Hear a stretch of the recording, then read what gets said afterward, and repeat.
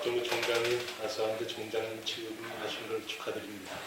감사합니다. 예, 그리고 이제 그동안 여러 경력을 쌓으시고 이제 대학의 책임자로서 이렇게 이제 총장직을 맡으셨는데 맡으시는 어떤 각오랄까 소감을 한마디 해주시죠. 사실 제가 이 총장에 오기까지 긴 시간이 걸리지 않았기 때문에 사실 제대로 소감을 말할 수 있을지 모르겠습니다. 왜냐하면 지난해 그리고 갑작스럽게 그리고 모든 것이 상황이 변해서 마치 그 배를 타고 온 느낌이 들어요. 그러니까 6월 얘기 듣고 7, 8월 여름 일정을 보내면서 9월에 이 준비를 시작했습니다. 그러다 보니까 이제 총장직을 수행하기 위해서 무엇을 해야 될까에만 생각을 했지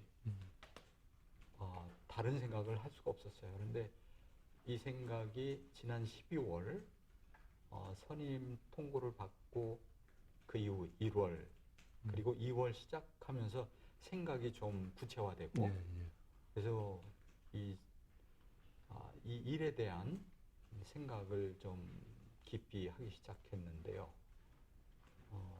우선 저는 이제 학교 상황을 좀 파악하다 보니까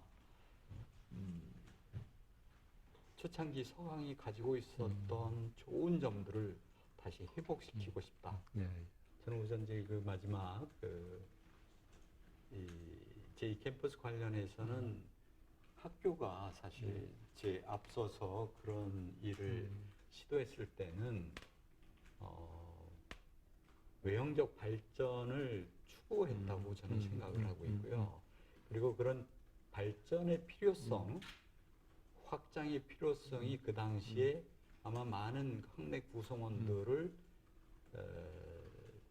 그 호기심과 그리고 불만을 잠재울 수 있는 그런 아주 좋은 아이템이었다고 생각을 합니다. 그래서 그것이 조금이라도 더 잘 진행이 돼서 그리고 발전적으로 그리고 긍정적으로 발전에 성취되었으면 그런 길로 갔더라면 좋았지 않았을까 이런 생각을 합니다.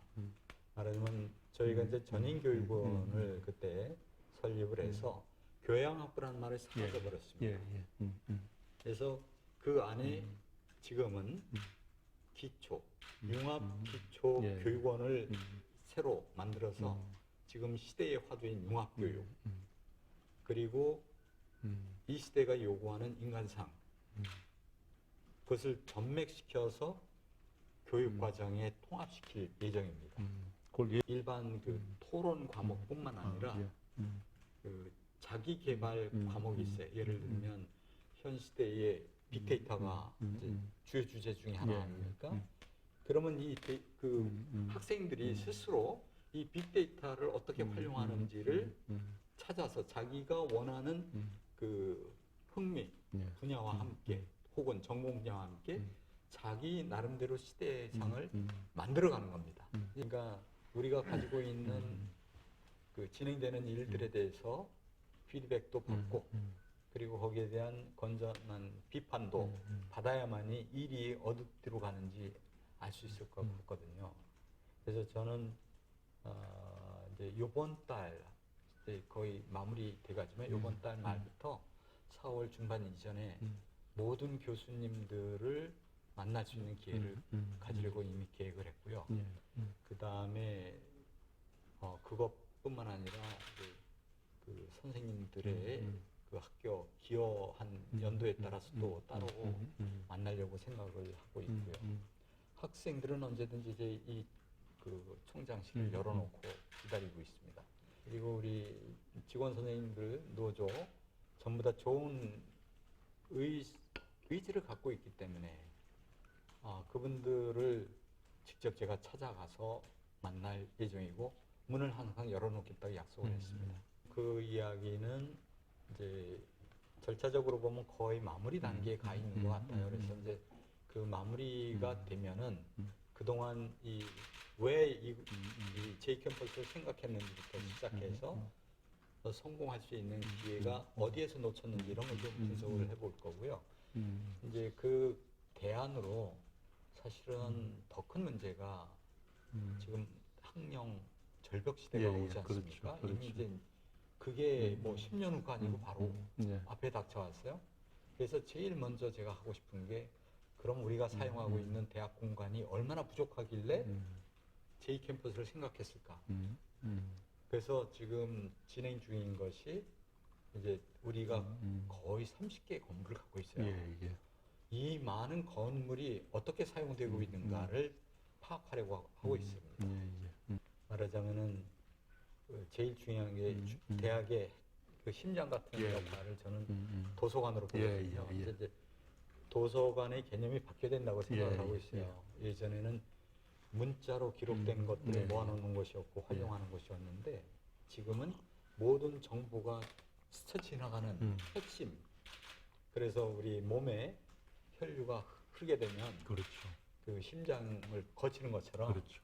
그 도서관 개념을 좀 바꿔가면서 그런 위상을 부여하려고 하는데 그렇다면은 이제 지금 말씀하신 대로 사실 대학과 대학 간의 도서관이 유기적으로 움직일 수 있다면 그거 그렇죠. 가능하다고 생각합니다.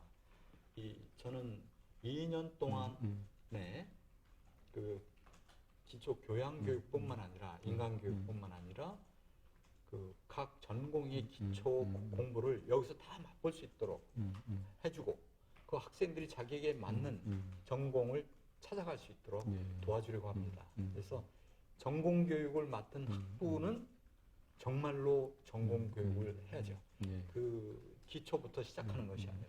근데 그 기초 교육은 전교육원에서 학부에서는 학부가 담당하고 있는 최고의 전공 교육을 이렇게 생각하고 있습니다는 그랬던 것처럼 꼭 하고 싶은 것은 이 로열라 라이브러리를 정말 서강대학의 심장처럼 만들어 놓고 싶습니다.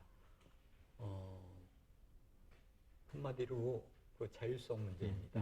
저는 제 생각에는 저는 사실 대학 교육에 그냥 교수로서 강의를 하고 연구를 했지만 행정에 대해서는 얘기를 관여한 적이 거의 없기 때문에 제가 지난 3개월 이 시간을 보내면서 느꼈던 것 중에 가장 문제됐던 것들이 이 대학이 스스로 결정을 하지 못했다는 거예요. 그러니까 저희가 서강대학이 사립대학인데 사립대학은 사립대학 고유의 목표가 있거든요. 뭐 말하자면 예전 같으면 예전의 언어로 얘기하자면 이웃을 위한 이타적 인간의 양성이거든요. 근데 오늘날은 그 표현이 달라져야 합니다. 근데 이제 이런 교육이 교육 목표 안에는 들어있는데 현실에서는 다 훼손당한 거예요. 말하자면 사립대학 혹은 국공립대학도 마찬가지라고 생각해요. 목표가 설정되면 그 목표에 따라서 교육이 이루어져야 되는데 그게 많이 훼손됐거든요. 그러니까 지난 60년 가까운 서강대 57년 보면은 이 교육이 어디에서 훼손되기 시작했을까를 보면은 교육부는 교육부 나름대로 교육 발전을 위해서 투신한다고 했는데 이 방향에 있어서 그 타력적인 효과를 원했던 것 같아요. 그러니까 제가 이걸 오늘날 다시 얘기하면 근대로 돌아가면 근대 이성이 출발했던 그 자율성을 우리 정부가 이해하지 못했던 것 같아요. 아마 우리 정치사를 보면 알겠죠. 그래서 그 원하고 싶다면 이제 작년 16년 12월에 그렇게 발표하신 것처럼 대학이 가질 수 있는 그 자율성을 최대한 확보해 주시고 그리고 재정에 관한 한 도움을 주지 않는다면 제한을 하지 않았으면 좋겠다 이런 생각을 합니다. 논어의 그 마지막 편의 요할 마지막 편에 윤집 기중이라는 말이 있어요. 윤집 골중. 그러니까 중도를 잡아라 중용. 말하자면 여기도 치우치지 않고 저기도 치우치지 않은 거. 그러니까 이쪽 편에서 보면 저쪽이 달라 보이고 저쪽에서 보면 이쪽이 잘못돼 보이는 그런 것을 지향해야 된다 이런 생각을 갖고 있습니다. 이게 이제 그 2500년 전에 공자님이 말씀하신 거예요. 그럼 그 위에 예수님이 말씀하지 않았겠어요? 2000년 전에도. 어느 시대에나 마음의 뜻 성인도 마찬가지일 거고요.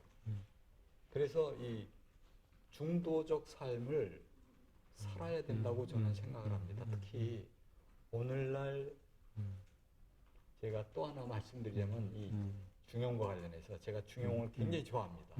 중용 마지막 편에 33편에 그 의금상경이라는 표현이 있어요. 말하자면은 그 본질은 비단인데 입고 있는 게 비단인데 그 위에다가 그 우리 뭐라 그러나요? 겉껍질 검은 경이라는 게 칠사변에다가 이 물경인데 이게 말하자면 색깔로 보냐면 오행에서 검은색을 얘기합니다. 그래서 검은 색깔로 자기 본질을 가리킨다는 거예요. 그러니까 겉모습에 취하면 그 사람이 누군지 모르는 거죠. 그래서 세상을 뭐 이런 얘기하면 너무 고답적인 표현이긴 하지만 자기 과시가 지나치면 사실은 즉 자기 과시 때문에 무너질 수 있다. 이런 말씀을 드리고 싶네요.